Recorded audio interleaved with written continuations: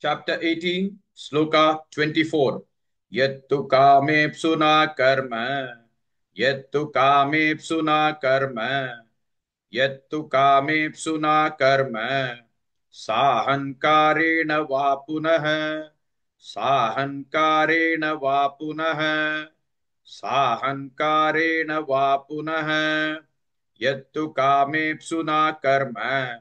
साहंकारेण वा पुनः यत्तु कामेप्सुना कर्म साहंकारेण वा पुनः यत्तु कामेप्सुना कर्म साहंकारेण वा पुनः यत्तु कामेप्सुना कर्म साहंकारेण वा पुनः यत्तु कामेप्सुना कर्म साहंकारेण वा पुनः क्रियते बहुलायासं क्रियते बहुलायासं क्रियते बहुलायासं तद्राजसमुदाहृतं तद्राजसमुदाहृतं तद्राजसमुदाहृतं क्रियते बहुलायासं तद्राजसमुदाहृतं क्रियते बहुलायासं तद्राजसमुदाहृतं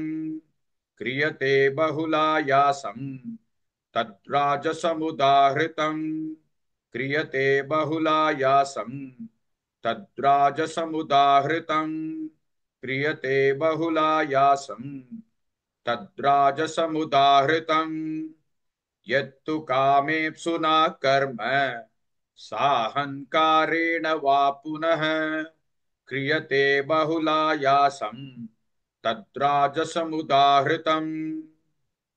Please like and share this video because you could be instrumental in helping someone around the world recite the Srimad Bhagavad Gita, thereby helping them to have a life of unending opulence, victory and prosperity. This is mentioned in chapter 18, Sloka 78. Yes, don't forget to buy my book, Leadership Can Be Child's Play.